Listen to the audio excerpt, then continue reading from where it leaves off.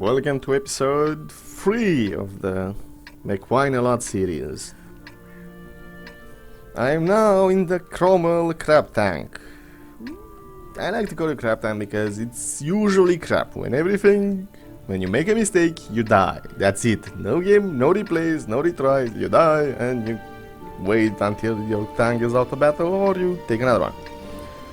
More about what works. As you can see, I pick a lot of tanks to play because basically that's how you grind. You go into a battle, you die, and then unless you actually want to learn how to play, or you know how to play, or you think you know how to play like me, you will basically quick battle and choose the next tank while this one is still burning wreck on the battlefield.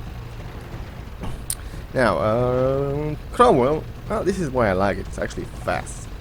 Very fast, it's mobile, it has a good gun. The American have crappier guns, less penetration, less damage, and crappier accuracy.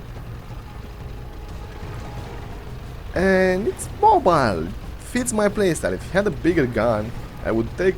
I would be willing to actually renounce. Oh shit! He has friends. We've got them. Oh, he has lots of friends. I surrender, I give up. Fuck you guys. No, stop. That was a T-49? I knew it, I knew it. Uh-oh. Nah, it's a tier 6. Basically, they have bigger guns, and the armor of that is fucking unpenetrable for me. Now, my job here is to... Uh-oh. Go away. Yeah, I'm actually scared of T-28 because when it has armor, I mean it has a gun that can penetrate my armor. Oh, there's more up there, god damn it.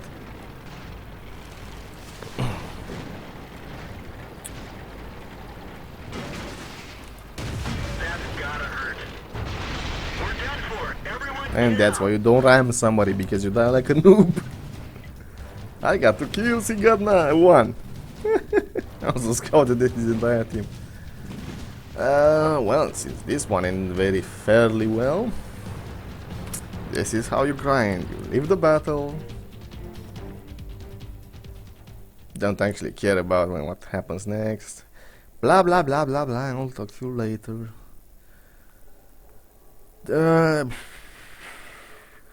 Channels, contacts, chats, private messages, blah blah. Showed you arty, showed you tank throw, didn't show you a heavy tank. Yes. Also, these things are called equipment, I think. I will yeah.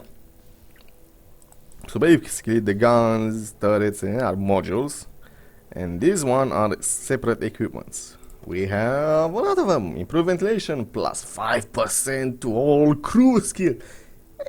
It's a decent module to have.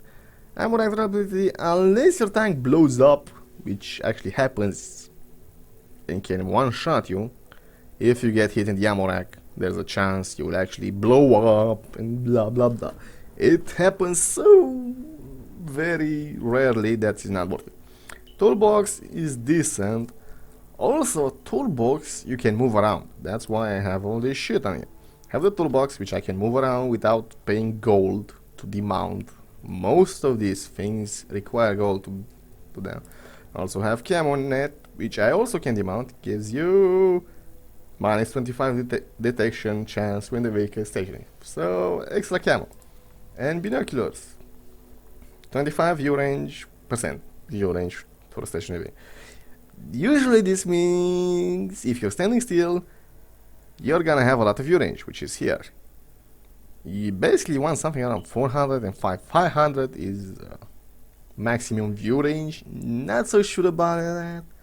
We don't actually have this range finder on the tank, so we can't know how far it is. But usually, some of the times, basically, if you can see tanks somebody else spots, but even if they're in the open, that you wouldn't see otherwise, even if they were in the open, because they're supposedly outside of your view range. I don't know.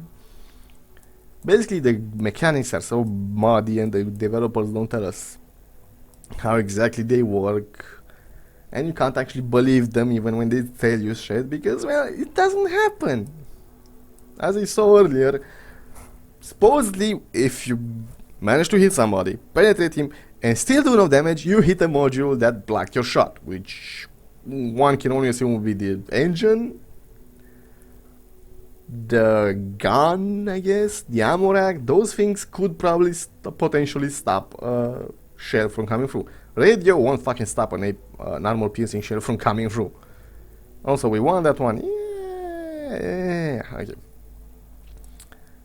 But as you can saw earlier, I got shot, I got penetrated, I took no damage or module damage. So, well, the developers were wrong, I guess, even though they made the game. Right, heavy tank. Soldiers. Also, I was explaining equipment. Large caliber tank gun armor helps you load the shell faster, obviously. It's vital for most of the heavy tanks and late medium tanks. 10% may not seem like much, but the longer the loading time is, the more noticeable the effect is. So say you have, I don't know, you load the shell one every 10 seconds. You get a hammer, you can load the shell one every 9 seconds. It's a sizable upgrade and you can feel it. Large small armor plus 50% to armor protection from ramming and explosion. Explosions basically means high explosive noobs or artillery. It might be useful, but there are better things around. It also doesn't make you immune, just take a slightly bit less damage. So out of 100, I'll say out of 2000 you're gonna get, not really worth it. Fuel tank durability, unless you're in a KV-1S, which for me was a fucking fire hazard on tracks, you're not gonna get set on fire by getting hit in the fuel tanks. It rarely English, yes, English. It rarely happens. Don't worry about it. You don't need this. It has torsion bar, you can carry more, and the tracks are improved.